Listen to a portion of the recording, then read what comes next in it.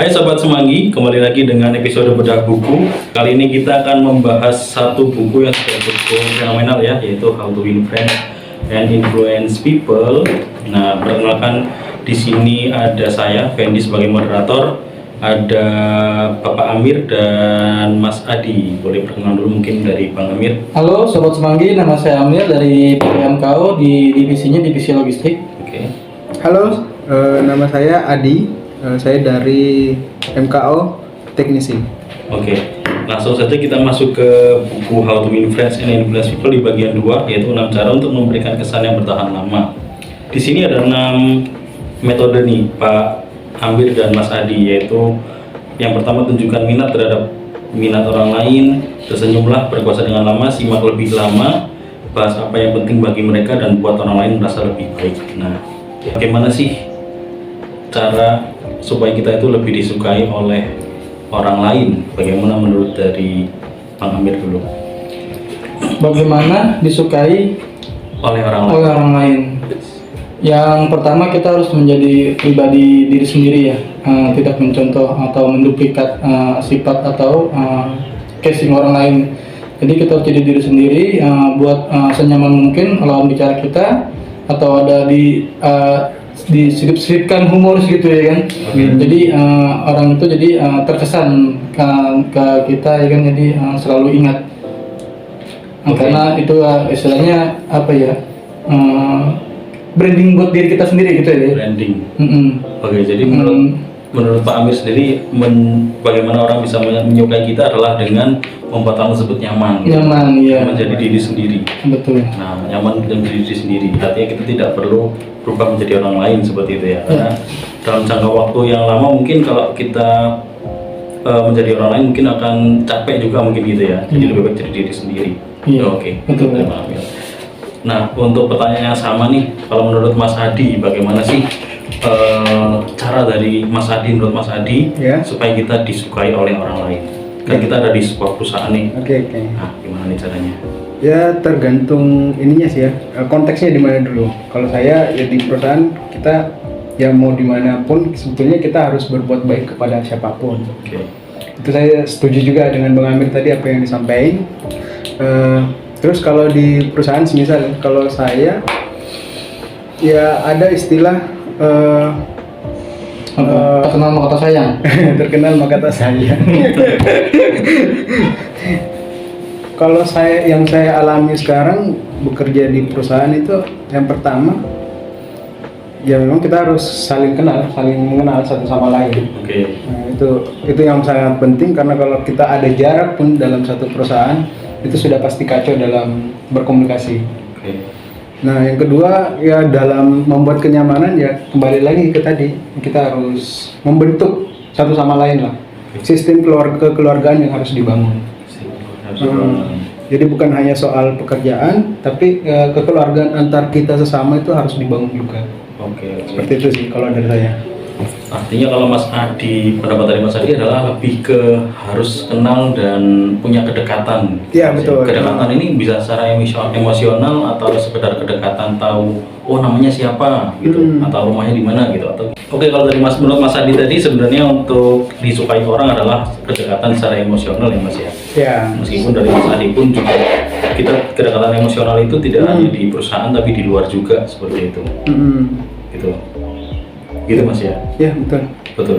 Jadi kita Sebetulnya juga ada tambahan sih dari saya. Sebetulnya kalau kita nggak saling cocok dalam satu perusahaan itu, menurut saya itu sebetulnya hanya kurang koordinasi aja sebetulnya. Kalau kita saling koordinasi, saling mengetahui satu sama lain, saya yakin itu nggak ada yang benar, nggak ada yang salah juga. Jadi kurang koordinasi aja kalau menurut saya. Oke, jadi ini teman-teman ya, pesan dari Mas Adi. Jadi yang kurang koordinasi tolong segera dikoordinasikan. Koordinasikan. Iya, kalau ada yang kurang paham kasih paham. Oke. Nah Gitu itu sih. tadi. Nah kalau misalnya menunjukkan misalnya gitu tadi, bagaimana cara kita disukai orang lain. Nah sekarang pertanyaan dibalik nih, bagaimana cara kita bisa menyukai orang lain gitu ya. Kita bisa punya ketertarikan dengan orang lain gitu. Nah itu salah satunya dalam memberikan apresiasi nih teman-teman gitu ya, Mas Adi sama Bang Amir. Nah apa sih menurut Mas Adi dan Mang Amir pentingnya memberikan apresiasi kepada orang lain gitu? Misalnya di pekerjaan nih, misalnya dia punya apa gitu, dia udah melakukan apa, bagaimana pentingnya apresiasi? Kalau dari Mas Adi dulu gimana? Karena kalau dari Pak Fendi dulu. Loh, Oh jadi moderator. Nggak lucu aja.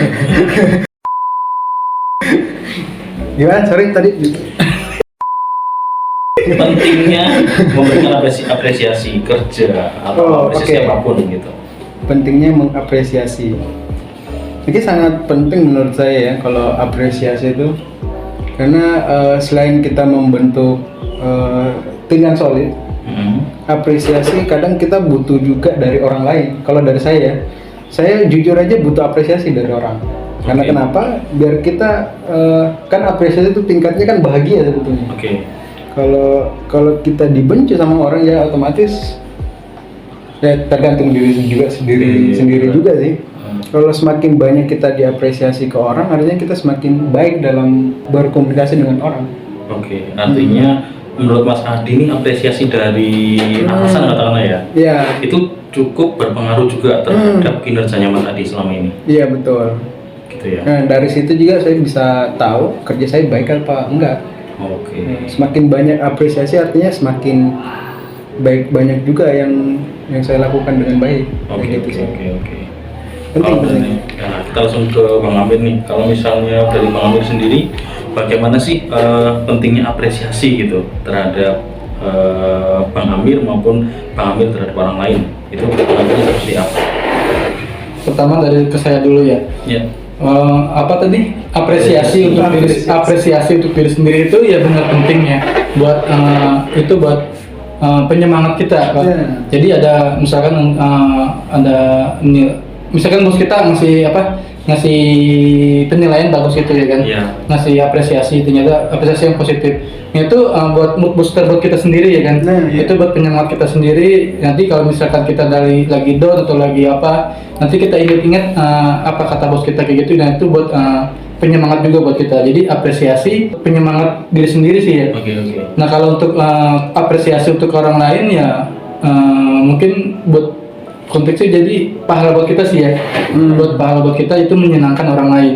Oke, oke. Itu sangat baik buat diri si diapresiasi sama si pengapresiasi itu ya kayak gitu.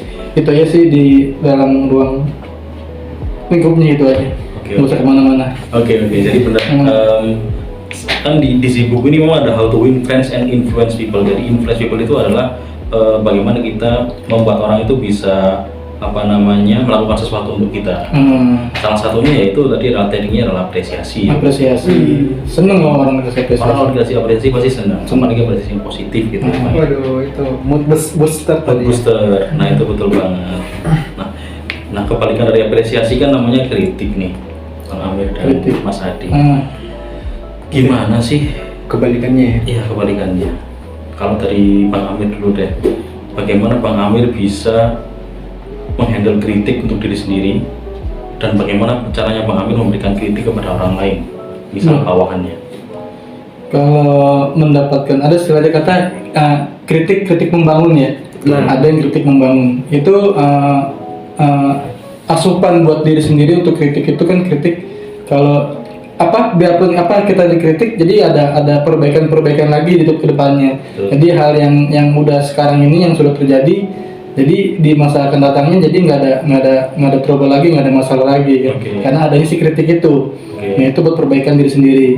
Nah kalau agak berat sih ya menerima kritik sama mengkritik. Kalau buat pribadi sendiri saya kalau mengkritik itu saya agak sungkan ya kalau mengkritik orang lain, agak sungkan. Tapi Bang Amir sebagai leader nih misalnya, ini sungkan misalnya, kadang suatu saat kita memang dibutuhkan untuk mengkritik orang tersebut. Bagaimana caranya? Ya mungkin kalau untuk posisi sebagai atasan ya atau sebagai leader untuk mengkritik bawahan, ya penyampaiannya mungkin agak lebih diperhalus ya, jangan terlalu kasar, sebab itu kan partner kita ya. Kalau partner kita kalau misalkan kritik, kalau buat pribadi nih ya, Iya. kalau untuk kritik lebih tajam kayaknya agak buat saya pribadi itu agak riskan, agak nggak enak. Makanya kritik itu palingan kita diperhalus lagi perkata-katanya. Oke. Gitu paling. kembali lagi ke prinsipnya Bang Amir. Prinsip sendiri ya. Kalau Bang Amir prinsipnya adalah untuk membuat orang nyaman. Seperti itu. Sedangkan kritik itu memang berlawanan arah dengan kenyamanan gitu ya. Kritik itu kita memberi kritik itu sebenarnya kita juga nggak nyaman, orang lain juga nggak nyaman. Belum tentu orang lain bisa menerima, makanya ya tergantung dari diri sendiri juga sih. Dari diri sendiri. Ngasih kritik itu kayak gimana gitu. Oke. Kalau dari Mas Adi pertanyaan yang sama nih. Bagaimana Mas Adi bisa menerima kritik, menghandle kritik dari atasan misalnya? Dan bagaimana Mas Adi ketika nanti sudah jadi leader misalnya, bagaimana cara memberikan kritik kepada orang lain? Berpengalaman dengan buku. Ini sangat menarik sih ya. Kritik ya, misalnya kita jarang mengkritik sebetulnya. Paling mengkritik ini aja antar orangnya aja saling bercanda. Tapi kalau berkritik dalam perusahaan masih belum saya alami gimana. Masih belum saya dapat sih. Cuman ada beberapa ketika saya pernah dikritik itu ya sangat penting kritik itu masuk ke saya sebagai evaluasi juga pasti. Apa yang disampaikan ini kadang juga saya sering ini evaluasi diri, introspeksi diri. Kalau memang salah ya kita akui salah. Itu sih menjadi dewasa pada saat itu. Bukan pokoknya menerima terus kita evaluasi itu sangat penting juga sih biar di kemudian hari kita tidak mengulangi kesalahan yang sama. Oke, itu hampir sama dengan Bang Amir tadi ya, jadi tidak mengulangi kesalahan yang sama ya, itu betul. Dan menurut Mas Adi juga yang saya lihat ada bedanya sih tadi Bang Amir, butuh kedewasaan untuk menerima kritik gitu ya. Jadi kita kesampingkan nih orangnya kita, moodnya kita menerima apa adanya yang disampaikan orang. Kadang kalau kita satuin itu dengan perasaannya kita itu sangat pengaruh pasti ke depannya. Misalnya Mas Adi di masa depan jadi leader, gimana sih Mas Adi memberikan kritik kepada bawahan yang salah? Oke, Udi, ini bagaimana caranya mengkritik ke anak buah ya istilahnya? Ya dengan cara penyampaiannya dengan secara membangun sebetulnya. Membangun. Jadi kadang kita harus membuat orang itu ya menjaga perasaannya orang juga. Kita harus mengkritik orang dengan cara yang membangun. Seperti itu. Mengkritik orang dengan cara yang membangun. Oke. Bisa ngasih case nggak Mas Adi? Kasus. Ya. Misalnya apa? Cara kritiknya gimana? Yes, misal begini, kalau kita mengkritik orang, kita harus tahu dulu penyebabnya apa. Dan kalau kita mengkritik kan artinya kita sudah tahu tuh, pernah berpengalaman seperti itu. Jadi caranya ya kita langsung memberikan orang itu arahan, seperti ini nih, tidak harus yang ini salah, tidak langsung menunjuk itu salah. Kita harus menunjukkan bahwasanya seperti ini yang benar, tanpa menyisikan orang itu salah. Jadi orang tersebut juga menurut saya ya pasti paham lah, orang ini pasti mengkritik. Jadi ini seperti ini yang benar gitu ya, tanpa memberikan kamu salah gitu. Iya betul. Tapi ini yang benar seperti ini gitu ya. Pertanyaan terakhir nih untuk Mas Adi dan Bang Amir. Ya, terakhir. Ini simpel aja sih untuk yang terakhir ya. Nanti kan kasih satu teknik yang benar sama Bang Amir sama Mas Adi praktekkan di keseharian ya. Bagaimana bisa disukai orang lain? Satu teknik yang benar-benar udah diaplikasikan. Satu teknik atau satu kalimat? Satu teknik. Satu teknik. Ya, teknik apa nih yang sesimpel apa gitu? Bagaimana cara Bang Amir disukai orang lain gitu? Satu teknik aja. Satu teknik itu apa ya? Spesifik. Saya punya saya. Oh, coba lu. Mas Adi silakan. Satu teknik untuk disukai orang lain. Datangi rumahnya. Menurut saya sangat simpel, tapi itu kita berkomunikasi. Kita saling mengerti satu sama lain. Itu teknik yang. Tapi gimana nih? Langsung datang aja ke rumahnya atau gitu? Pinjam uang dong. Datang ke rumahnya ya jadinya ya. Iya. Jadi rumahnya. Pak boleh nggak silaturahmi ke rumah gitu? Entah itu kita ngopi kah atau apa kah, itu di luar dari jam kantor sih sebetulnya. Tapi kan itu menurut saya membangun relationship. Membangun hubungan antar karyawan, membangun di luar itu banyak sekali yang bisa kita lakukan. Tapi kalau orang yang belum punya rumah, ya tidak masalah. datangin kosannya. Enggak. Aunya itu beda ya. Ya, jadi kita ya mendatangi rumahnya Iya. di luar jam kerja. Yang intinya kita harus membangun itu. Membangun di luar jam kerja. komunikasi, membangun komunikasi ya. Ya, oke.